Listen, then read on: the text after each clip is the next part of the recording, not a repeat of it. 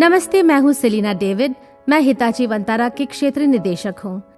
आज हम व्यक्तिगत वर्णन के बारे में बात करने वाले हैं।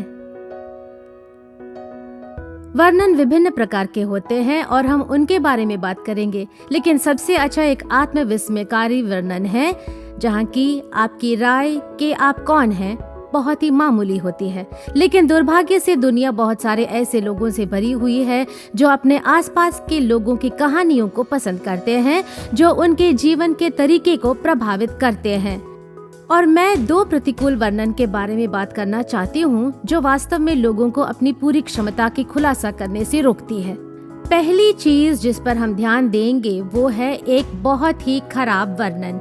क्या आप ऐसे लोगों से मिले हैं? आधा पानी से भरे गिलास के बारे में उनका नजरिया अलग अलग होता है। ये एक बहुत ही सामान्य सा दृश्य है। कुछ लोग इसे आधा खाली गिलास के रूप में देखते हैं और कुछ लोग आधा पानी से भरा गिलास के रूप में देखते हैं। अब ये उस वर्णन को दिखाता है जो कि वो व्यक्ति अपने साथ ले चलता है। कुछ लोग हैं जिन्हें गर्मी से समस्या होती है, गर्मी के बाद सर्दी से भी उन्हें समस्या होती है, उन्हें बारिश के मौसम से भी समस्या होती है। चाहे गर्मी हो या ठंडी हो, उन्हें हमेशा समस्या होती रहती है।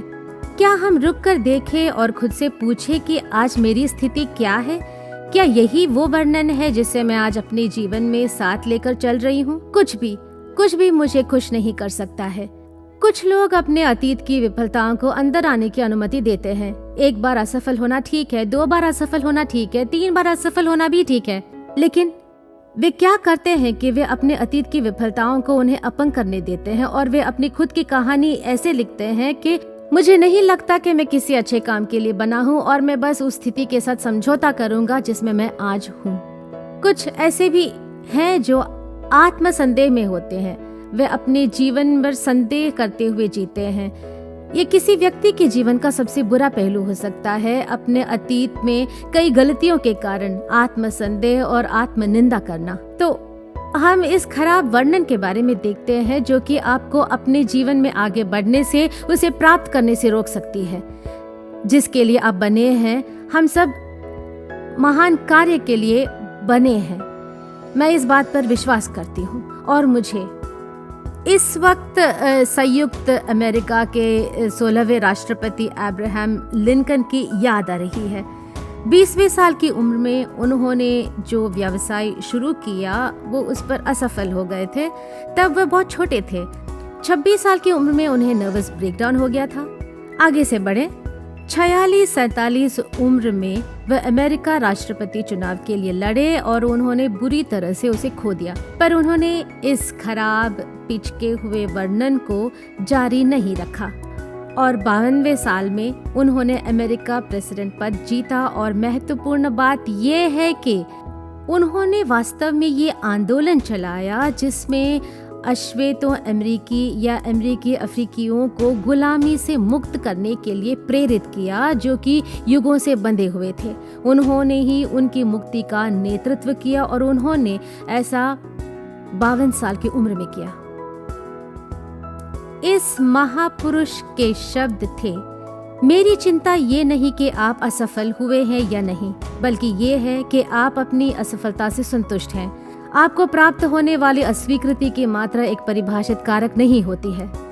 मुझे उनकी बोली से सबसे अच्छी बात यह लगी कि असफलता अभी भी आपकी पहुंच में है।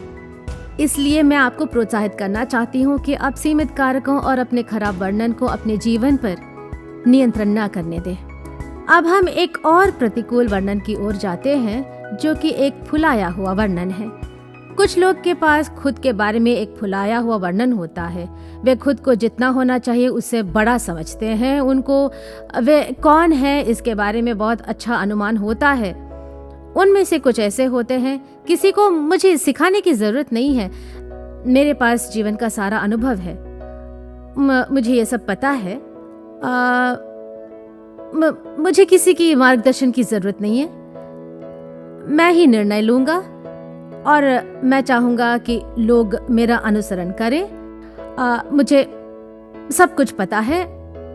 और ये उस तरह के लोग होते हैं जो वास्तव में अनजाने में अपनी प्रगति को पटरी से उतार देते हैं, क्योंकि वे घमंडी होते हैं। खुद पर घमंडी होना, हम बाइबल में राजा नबूकदनेस्सर को देखते हैं कि कैसे उसकी सब जीतने की घमंडी, उसने अपने हाथों को देखा और उसने कहा मेरे हाथों ने इस शहर को बनाया है, और जैसे ही उसने ये कहा वो नीचे लाया गया था।